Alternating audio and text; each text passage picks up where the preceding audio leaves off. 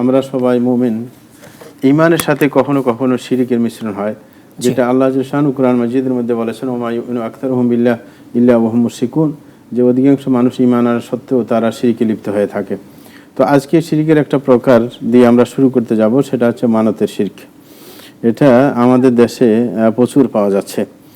মানত আসলে একটা ইবাদত। এটা আগে কোরআন দ্বারা আমরা প্রমাণিত করে দেখাবো।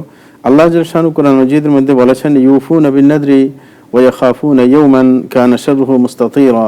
আল্লাহ শানু বলেন, যারা নেককার মানুষ তাদের প্রশংসা করতে গিয়ে, ঈমানদারদের প্রশংসা করতে গিয়ে বলেন যে তাদের একটা অভ্যাস হচ্ছে তারা মানত পুরা করে। তো এই যে মানত পুরা করে প্রশংসা করার দ্বারা বোঝা গেছে এটা ইবাদত। এবং এরকম ভাবে অন্য আরেকটা আয়াতের মধ্যে আল্লাহ শানু বলেন, ওয়ামা আনফাকতুম মিন নাফাকাতিন আও নাযারতুম মিন নাদর ফাইন্নাল্লাহা ইয়ালামু, যে তোমরা যেই আল্লাহর পথে ব্যয় করো না কেন এবং যেই মানতই করো না কেন, আল্লাহ সবকিছু জানেন। সুতরাং আল্লাহর জানা মানে গুরুত্ব দেওয়া। এই গুরুত্ব দেওয়া থেকে বোঝা যায় এটা ইবাদত। সুতরাং এই দুই আয়াত থেকে আমরা বুঝতে পেরেছি যে মানত করা ইবাদত। যদি মানত করা ইবাদতই হয়ে থাকে, তাইলে অবশ্যই সেটা অন্যের জন্য ব্যয় করা শিরক। একমাত্র আল্লাহর জন্য ব্যয় করতে হবে, মানত করতে হবে একমাত্র আল্লাহর জন্য। অনেকে দেখা যায় যে এর বিপরীতে কবরের জন্য মানত করেন, কোন পীর বুজুর্গের জন্য মানত করে থাকেন, এগুলা কিন্তু শিরক। এই ব্যাপারে রাসূল আকরাম সাল্লাল্লাহু আলাইহি ওয়াসাল্লামের বিশিষ্ট একজন স্ত্রী হযরত আয়েশা রাদিয়াল্লাহু তাআলা থেকে বর্ণিত, তিনি বলেন, রাসূলুল্লাহ সাল্লাল্লাহু আলাইহি ওয়াসাল্লাম ইরশাদ করেন যে, মান নাযারা আন ইউতি আল্লাহ ফালিউতিহু ওয়া মান নাযারা আন ইয়াসি আল্লাহ ফালা ইয়াসিহি। তিনি বলেছেন, রাসূল আকরাম সাল্লাল্লাহু আলাইহি ওয়াসাল্লাম বলেন যে কোনো ব্যক্তি যদি মানত করে আল্লাহর আনুগত্যের জন্য, তাহলে সে যেন সেটা করে, পূরণ করে। আর যদি কেউ মানত করে আল্লাহর অবাধ্য হওয়ার জন্য, সে যেন সেটা না করে। তাইলে মানত আমরা যদি একমাত্র আল্লাহর জন্য করি, তাইলে সেটা অবশ্যই আমাদের পুরা করতে হবে। কিন্তু একটা কথা এখানে মনে রাখা দরকার, যে মানত জিনিসটা কিন্তু আসলে ভালো না। সরাসরি সদকা করা হয়েছে ভালো। এই কারণে রাসূল আকরাম সাল্লাল্লাহু আলাইহি ওয়াসাল্লাম একটা হাদিস রয়েছে, কেউ যদি অসুস্থ হয়ে যায়, সদকার মাধ্যমে তার চিকিৎসা করার জন্য বলেছেন। রাসূল আকরাম সাল্লাল্লাহু আলাইহি ওয়াসাল্লাম বলেছেন, দাউ মারদাকুম বিসসাদাকা, যে তোমাদের কেউ অসুস্থ হয়ে গেলে তার চিকিৎসা করবে সদকার মাধ্যমে। কেউ অসুস্থ হয়ে gele তার জন্য আপনি তার হাতে যা আছে সেটাই সদকা করে দিবে এবং সেটার উসিলা করে আল্লাহ সুবহানাহু ওয়া তাআলা সুস্থতা কামনা করবে। কিন্তু মানত যেটা সেটা কিন্তু শর্ত সাপেক্ষ, শর্ত জুড়িয়ে দেয়। হ্যাঁ, শর্ত জুড়িয়ে দেওয়া। আল্লাহর সম্পদ কিন্তু আল্লাহকে দিতে গিয়ে আল্লাহকে কাজ করার শর্ত দেয়। মানে যে আল্লাহ তুমি যদি ভালো করে দাও, আমাকে ভালো করো, তাইলে আমি একটা ছাগল দেব তোমার সন্তুষ্টির জন্য। হ্যাঁ, অথবা আমার ছেলেকে যদি তুমি ভালো করে দাও, তাইলে আমি তোমার জন্য এত টাকা আমি সদকা করে দেব। এই যে শর্ত সাপেক্ষ সদকা, এটা আল্লাহর শানে যায় না।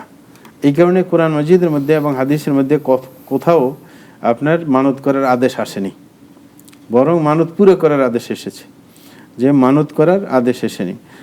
এই কারণে রাসূল আকরাম সাল্লাল্লাহু আলাইহি ওয়াসাল্লাম এটা সুন্দর আরেকটা ব্যাখ্যা দিয়েছেন।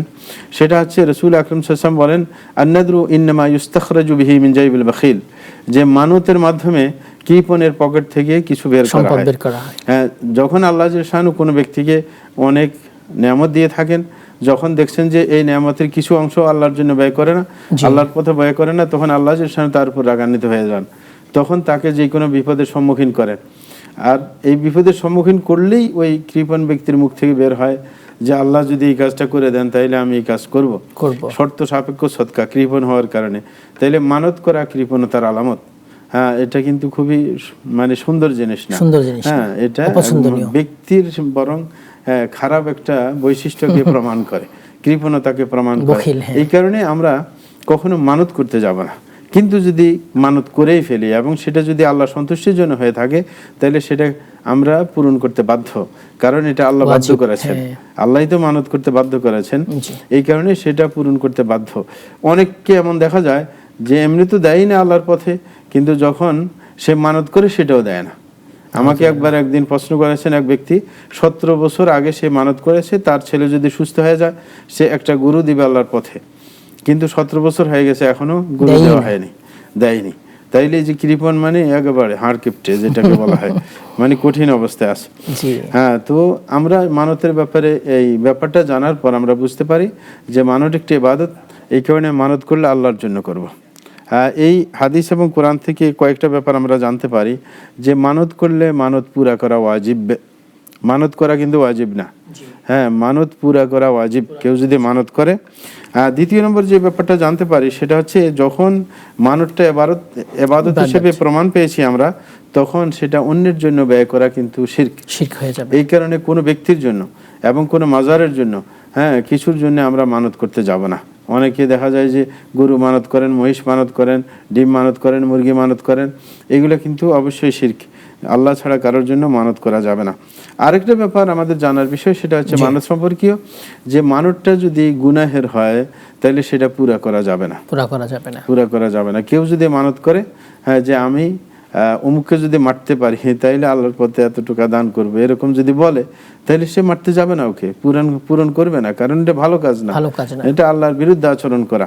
তাইলে যে কোনো গুনাহের কাজের যদি মানত করে, মানত পুরা করা যাবে না। প্রিয় ভাইরা, আরেকটি বিষয় সেটা হচ্ছে আমরা ইতিপূর্বে ইঙ্গিত দিয়েছি আরেকদিন, আর সেটা হচ্ছে আল্লাহ ছাড়া কারোর জন্য জবাই করা, সেটা আরেকটা শিরক। যে আল্লাহ ছাড়া কারোর জন্য জবাই করা যাবে না, কারণ জবাই করে এটাও কিন্তু ইবাদত। আল্লাহ জাল্লা শানু কুরআন মাজিদের মধ্যে বলেছেন ফাসাল্লি লিরাব্বিকা ওয়ানহার, যে তুমি রাসূলকে উদ্দেশ্য করে বলেছেন যে আপনি আপনার প্রতিপালকের জন্য সালাত আদায় করুন এবং কুরবানি করুন, জবাই করুন। সুতরাং এটা ইবাদত, এই কারণে অন্যের জন্য সেটা করা যাবে না। এই ক্ষেত্রে আরেকটা বিষয় জানা দরকার, যে কেউ যদি এমন কোনো জায়গায় মানে জবাই করার মানত করে যে জায়গায় কোনো অপকর্ম হয়েছে, তাহলে সেইখানে কিন্তু সে মানত পুরা করতে পারবে না। এই কারণে কোরআন মাজিদের মধ্যে আল্লাহ বলেন ওয়ালা তাকুম ফীহি আবাদা লামাসজিদুন উসসিসা আলা তাকওয়া মিন আউয়ালি ইয়াউমিন আহাক্কু আন তাকুমা ফীহি। রাসূল আকরাম সাল্লাল্লাহু আলাইহি ওয়াসাল্লামের যুগে মুনাফিক যারা ছিল তারা মসজিদে নববীতে অনেক সময় নিজেরা বসতে পারতো না, কারণ নিজেরা বসলে তো সাহাবায়ে কেরাম দেখে ফেলবে, কারণ তারা তো মুনাফিক, উপরে ইসলাম প্রকাশ করে কিন্তু ভিতরে কিন্তু তারা কুফরি লুকিয়ে রাখে। এই কারণে তারা নিজেরা একান্তে বৈঠক করার জন্য প্রোগ্রাম করলো তাবুক যুদ্ধের সময়, যে রাসূল যখন সফরে থাকবে আমরা একটা মসজিদ করব, মসজিদ করে রাসূলকে দিয়ে উদ্বোধন করাবো, তারপরে আমাদের এখানে বৈঠকের সুবিধা হবে। রাসূল আকরাম সাল্লাল্লাহু আলাইহি ওয়াসাল্লাম যখন তাবুক যুদ্ধ থেকে ফিরে আসলেন, তখন আয়াত নাজিল হয় যে ওই মসজিদ ধ্বংস করে দেওয়ার জন্য, এবং তখনই বলেছেন, তারা যখন প্রস্তাব করেছেন আপনি আসুন, এসে আমাদের এখানে 2 রাকাত সালাত পড়ে উদ্বোধন করে দেন, তখন রাসূলকে বলা হয়েছে লা তাকুম ফীহি আবাদা, না আপনি কখনো সেখানে সালাত পড়তে পারেন না, অসম্ভব। এবং রাসূলকে বলছেন লামাসজিদুন উসসিসা আলা তাকওয়া মিন আউয়ালি ইয়াউমিন হাক্কু আন তাকুমা ফীহি, বলে যে যেই মসজিদের শুরু দিন থেকে তাকওয়ার ভিত্তি স্থাপন করা হয়েছে, যেটা মসজিদে নববী, তার আগে আবার আরেকটা মসজিদে কুবা ছিল, সেটা তার আগেই ছিল, কিন্তু এইগুলা কিন্তু তাকওয়ার ভিত্তিতে প্রতিষ্ঠা করা হয়েছে। আল্লাহ বলছেন সেইখানে আপনি সালাত আদায় করেন, সেটা আপনার জন্য উপযুক্ত, কিন্তু যেটার ভিত্তি তাকওয়া না, যেটা ষড়যন্ত্রমূলক করা হয়েছে, যেটাকে আল্লাহ জাল্লাহু মসজিদে দরার হিসেবে আখ্যায়িত করেছেন, মানে ক্ষতিকারক মসজিদ। তাহলে কিছু মসজিদ বোঝা যায় আর অন্যের ক্ষতি করার জন্য মসজিদ করা হয়েছে, আর বাংলাদেশে এরকম মসজিদ অনেক আছে। মানে একটা বড় মসজিদে সবাই সালাত আদায় করে, কারোর সাথে কারোর দ্বন্দ্ব হয়ে গেল কমিটির মধ্যে, তখন ওই মসজিদের ক্ষতি করার জন্য আরেকটা নতুন মসজিদ উঠানো হয়। এইভাবে অনেক মসজিদ বাংলাদেশে আছে, কিন্তু সেগুলোর ভিত্তি কিন্তু তাকওয়া না, আল্লাহ ভীরুতা না। এই কারণে সেই কাজটা করা ঠিক না। তো কোনো ব্যক্তি যদি কোনো জায়গায় মানত করে যে আমি ওই জায়গায় আপনার যদি আমার উদ্দেশ্য হাসিল হয়ে যায় আমি ওই জায়গায় কোরবানি দেব, মানে পশুটা জবাই করব, এরকম যদি করে, তাইলে ওই জায়গায় দেখতে হবে কোনো শিরকের আড্ডাখানা ছিল কিনা। যদি শিরকের আড্ডাখানা হয় তাইলে সেই মানত গ্রহণযোগ্য হবে না।